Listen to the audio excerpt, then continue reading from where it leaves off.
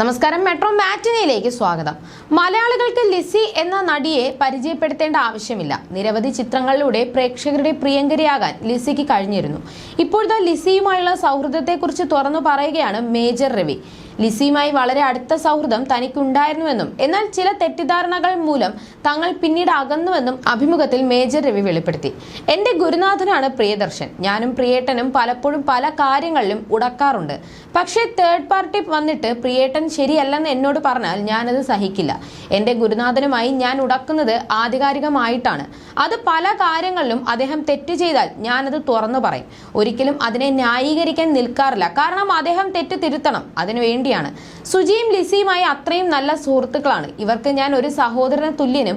Keerthichakra cinema ചെയ്യുന്ന സമയത്ത് ഞാൻ ഒരിക്കലും മറക്കാത്ത വ്യക്തികളാണ് ഇവർ രണ്ടാളും. അതിൽ ലിസി കൂടുതൽ ഇൻവോൾവ്ഡ് ആയിരുന്നു. സുജിയും അങ്ങനെ തന്നെ. കീർത്തിചക്ര ചെയ്യുന്ന സമയത്ത് ഒരു സീക്വൻസ് ബാക്കിയുണ്ട്. പെട്ടെന്ന് ആകെ ബോഡി പെയിനായി എനിക്ക്. ഡോക്ടറുടെ അടുത്ത് പോയപ്പോഴാണ് ചിക്കൻ ഗുനിയയാണെന്ന് അറിയുന്നത്. ലൊക്കേഷനിൽ പോയിട്ടും ഒന്നും ചെയ്യാൻ വയ്യ. ഞാൻ എന്നിട്ടും കഷ്ടപ്പെട്ടിട്ട് മൈക്കിലൂടെ കാര്യങ്ങൾ ഷൂട്ട് ചെയ്യുകയാണ്. പ്രൊഡ്യൂസർ നോക്കുമ്പോൾ ഞാൻ മൈക്കിലൂടെ കാര്യങ്ങൾ നിയന്ത്രിക്കുന്നു. അത്രയും വേദനയായിരിക്കുന്ന സമയത്താണ് എൻ്റെ അവസ്ഥ കണ്ടിട്ട് പ്രൊഡ്യൂസർ ചൗധരി സാർ പാക്കപ്പ് പറഞ്ഞു. പക്ഷെ ഞാൻ സമ്മതിച്ചില്ല. ഈ സിനിമ ചെയ്യുന്ന സമയത്ത് പല തെറ്റിദ്ധാരണകളും നാട്ടിൽ പ്രചരിച്ചു.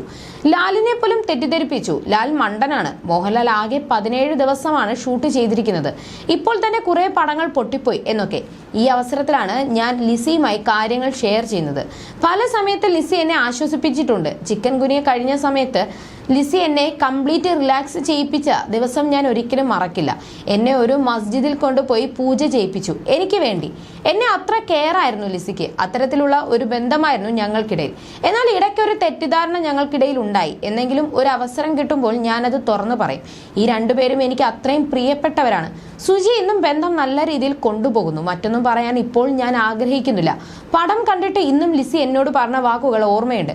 പ്രിയേട്ടനെ കൊണ്ട് പടം കാണിക്കുന്നതും ലിസിയാണ്. എങ്ങനെയുണ്ട് അസിസ്റ്റന്റ് എന്ന് ചോദിക്കുന്നതും ലിസിയാണെന്നും മേജർ രവി ഓർത്തെടുക്കുന്നു. റിട്ടയർഡ് ഇന്ത്യൻ ആർമി ഓഫീസർ, സംവിധായകൻ, നിർമ്മാതാവ്, അഭിനേതാവ് എന്നീ നിലകളിൽ അറിയപ്പെടുന്ന കലാകാരനാണ് AK രവീന്ദ്രൻ നായർ എന്ന മേജർ രവി. 21 വർഷത്തെ സൈനിക സേവനത്തിന് ശേഷം 1996 സൈന്യത്തിൽ നിന്ന് VRS എടുത്ത് മേജറായി വിരമിച്ച ശേഷം സിനിമകൾക്ക് വേണ്ടി സൈനിക സംബന്ധമായ സഹായങ്ങൾ ചെയ്തു കൊടുക്കുന്ന പ്രവർത്തന മേഖലയിലേക്ക് പ്രവേശിച്ചു മേജർ രവി. പിന്നീട് പ്രിയദർശൻ, രാജ്കുമാർ, സന്തോഷി, കമലഹാസൻ, മണിരത്നം തുടങ്ങിയവർക്കൊപ്പം പ്രവർത്തിച്ചതോടെ മേജർ രവി മലയാള സിനിമയിലെ അവിഭാജ്യ ഘടകമായി മാറുകയായിരുന്നു.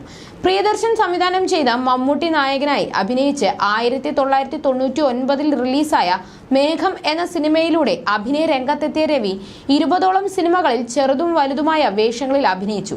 പിന്നീട് സംവിധാന രംഗത്തേക്ക് പ്രവേശിച്ച മേജർ രവി 2002 രാജേഷ് അമനകരയ്ക്കൊപ്പം പുനർജനി എന്ന സിനിമ സംവിധാനം ചെയ്തു. ഈ സിനിമയുടെ കഥ, തിരക്കഥ, സംഭാഷണം എന്നിവ രചിച്ചത് മേജർ രവി തന്നെയാണ്. സിനിമയിൽ വന്ന കാലം മുതൽ മേജർ രവിക്ക് പ്രിയദർശനുമായും മോഹൻലാലുമായും അടുത്ത സൗഹൃദമാണുള്ളത്. You're watching me on metromatney.com. on metromatney.com. metromatney.com. Subscribe for more videos. Subscribe for more videos. Subscribe here for more videos. Subscribe now. Thank you.